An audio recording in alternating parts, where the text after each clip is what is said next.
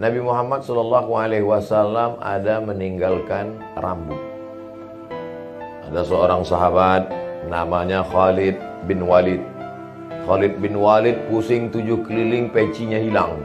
Mana peci saya? Mana peci saya? Mana peci saya? Kata Khalid bin Walid. Kata sahabat Khalid bin Walid, ngapain ente pusing nyari-nyari peci? Itu di pasar Madinah banyak jual peci. Bukan pecinya, Mas. Terus di dalam peci itu ada rambut Muhammad SAW. Aku simpan rambutnya dalam peci itu. Kemana aku pergi aku bawa, karena aku ingin mengambil barakah. Dan sekarang rambut itu hilang. Sekarang banyak yang mengaku jumpa rambut Nabi. Gimana cara membedakan rambut Nabi? Bagaimana cara membedakan rambut Nabi yang original dengan KW 16? Pertama, rambut Nabi tak bisa dibakar. Karena Rasulullah SAW itu cahaya. Mana yang lebih tinggi, cahaya dengan api? Tinggi cahaya. Cahaya tidak bisa dibakar oleh api. Maka kalau terbakar, berarti rambut istrinya. Bukan rambut Nabi.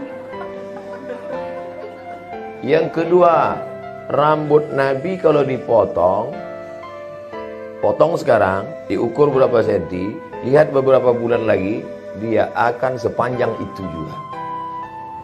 Jadi orang yang mengaku-ngaku itu mudah saja ngetesnya. Dan senang. Cuman ketika kita katakan, ini rambut Nabi, kata dia, boleh nggak kami bakar? Oh jangan. Dia ketakutan. Oleh sebab itu maka Nabi Muhammad SAW, Ustaz, boleh nggak kita simpan rambutnya? Itu Khalid bin Walid menyimpan rambut Nabi Muhammad SAW. 10.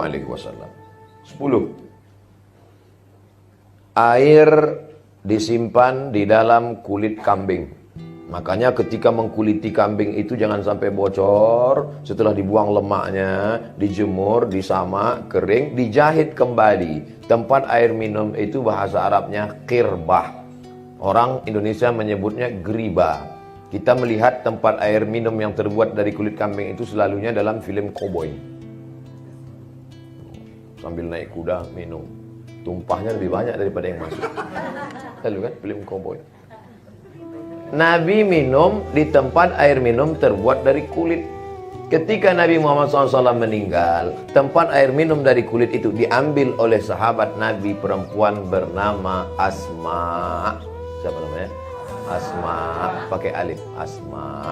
Kalau tidak pakai alif, Asma sesak napas. Asma, anak Abu Bakar, saudara kandung Aisyah, lain ibu. Ada cerita riwayat tentang Aisyah kehilangan rantai. Itu sebenarnya rantai Asma yang dipinjam oleh Aisyah. Lalu kemudian Asma mengambil tempat air minum itu. Setiap anaknya sakit demam, maka dituangkan air ke dalam geribah itu, diminumkan ke anak orang yang sakit itu untuk mengambil barokah minum bekas dari tempat minum Nabi Muhammad sallallahu alaihi wasallam. Apa maknanya? Allah Ta'ala berikan keberkahan, bukan air minum Nabi, bekasnya pun diambil menjadi barokah. 10. Masuk ke 11. Ini sampai berapa nih Pak Ustaz? Unlimited. Pokoknya kalau udah saya lihat ada yang mulai menggaru-garu, lama kali. Berhenti. Ke-11. Nabi punya mimbar 3 lantai. Mimbar Nabi itu 3. 1, 2, 3. Imam Ahmad bin Hanbal menyentuh mimbar Nabi, disentuhnya mimbar Nabi, dicium. Ini bekas mimbar tapak kaki Nabi, lalu dicium, mengambil barokah. Dicium. Di mana kita bisa lihat riwayat ini Ustaz? Dalam kitab judulnya Mafahim Yajib an Tusahhah, ditulis oleh keturunan Nabi dari jalur Sayyidina Al-Hasan. Nabi punya anak namanya Fatimah. Fatimah punya anak namanya Hasan. Hasan punya anak cucu cicit keturunan namanya Sayyid Muhammad bin Alawi bin Abbas Al-Hasani. Al-Hasani karena keturunan Hasan. Al-Hasani sudah meninggal. Sekarang digantikan oleh anaknya, ahli hadis di kota Makkah, Dr. Sayyid Ahmad bin Muhammad bin Adawi bin Abbas Al-Hasani Al-Maliki. Masih hidup sampai sekarang.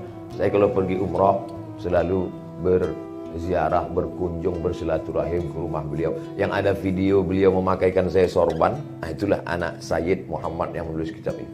Waktu saya datang ke situ, ini Sayyid Ahmad Abdul Somad, Ustadz dari Indonesia. Gitu dia lihat, langsung disuruh duduk. Dia tanya murid-muridnya, ingatkah kalian 4 hari yang lalu? Ada apa, Syekh? 4 hari yang lalu aku bukakan HP, aku tunjukkan, ini ada Ustadz dari Indonesia. Hanya 4 hari saja orangnya sudah datang. Nih dia. Saya tidak ada kontak dengan muridnya. Saya tidak ada pernah minta antarkan ke sana. Ketika sedang umroh, saya sedang duduk di hotel. Datang beberapa anak muda. Mereka ngomong, Ustaz Somad, ya, mau nggak ketemu dengan Said Ahmad? Why not? Saya dibawa. Begitu sampai duduk di sana, dikasihnya 3 makanan daging. Daging ayam, daging kambing, daging kelinci. Nasi. Masya Allah. Habis itu disuruhnya murid mengambil sorban. Khudhil imamah, ambil sorban. Begitu ambil sorban, dia mau ngasih ijazah pakai sorban. Dipakainya sorban ke kepala saya, pusat. Saya sudah merasa seperti ulama besar. Saya pun gini-gini. Begitu foto dikirim, baru lihat hidung hilang. Itu maka saya sekarang tetap pakai peci aja. Istiqomah pakai peci. Apa maknanya? Begitulah mereka keturunan-keturunan Nabi itu orang mulia dan memuliakan umat Muhammad sallallahu alaihi wasallam. Berikutnya yang ke-12. Pada yang ke-12 adalah ketika Nabi Muhammad sallallahu alaihi wasallam sampai ke kota namanya Taif. Taif itu 91 km dari kota Makkah Al-Mukarramah. Kalau banyak kita lihat di Makkah ada buah-buahan, apel, anggur, itu dari Taif. Taif itu puncaknya kalau di tempat kita. Maka mudah-mudahan kita bisa sampai ke Taif. Ada sahabat Nabi namanya Abdullah bin Abbas, makamnya di Taif. Maka di sana ada Masjid Abdullah bin Abbas. Sampai di Taif Nabi dilempar pakai batu, berdarah tumitnya. Sendalnya terompah kayunya berdarah. Datang malaikat, hai Muhammad, kalau sampai darah kakimu itu menetes ke tanah, rata orang Taif ini dengan tanah. Seandainya ibu, nggak usah ibu lah, saya lah. Seandainya saya dilempar orang pakai batu, yang membuli-buli saya di internet itu, melempar saya pakai batu, lalu kaki saya berdarah. Datang malaikat, hai Abdul Somad, kalau menetes darah dari tapak kakimu sampai ke tanah, kuratakan mereka dengan tanah. Apa yang saya lakukan? Langsung saya injak-injakkan ke tanah. Hajar.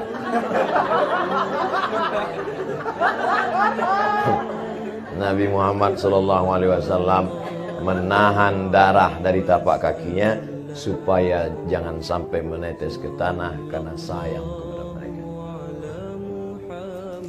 Jadi sekarang kita ini ngaku umat Nabi Muhammad, baru diejek dikit aja malam tahajud nangis, ya Allah matikan dia. Kalau bisa jangan langsung mati, buat stroke 6 bulan ya Allah. Gimana? Makanya judul hari ini berat nih, meneladani Nabi Muhammad SAW.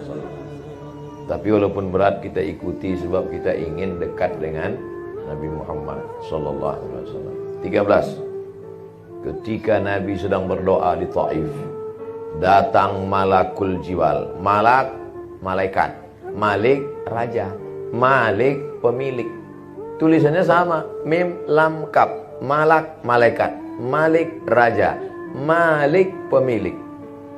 Malakul jibal, malaikat penjaga bukit-bukit. Apa kata malakul jibal? Tunjukkan padaku ya Muhammad mana bukit yang paling besar, biar ku timpakan mereka dengan bukit, potong, timpa, rata mereka dengan tanah. Apa kata Nabi?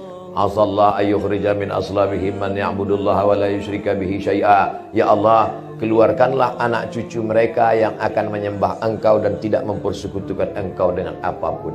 Doa Nabi dikabulkan Allah. Taif hari ini 100% muslim. Taif yang dulu melempar Nabi. Nama sukunya Thaqif, nama kampungnya Taif. Nama sukunya Thaqif, nama kampungnya Taif. Selesai pengajian, jamaah cerita ke kawannya, nama sukunya Taif, nama kampungnya Thaqif. Yang dengar ngangguk, yang cerita juga dua-duanya sama-sama lupa. Untung ada teman kita dari Jepang yang mengingatkan, namanya Panasonic.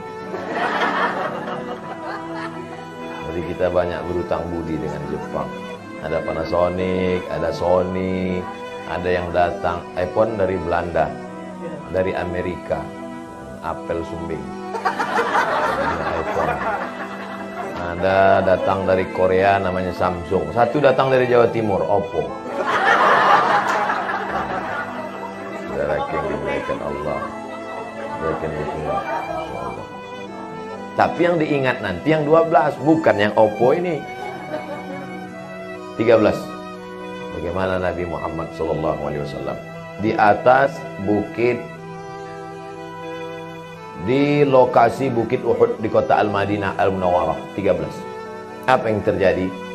Keliling ini sudah kafir musyrik jahiliyah mau membunuh Nabi SAW.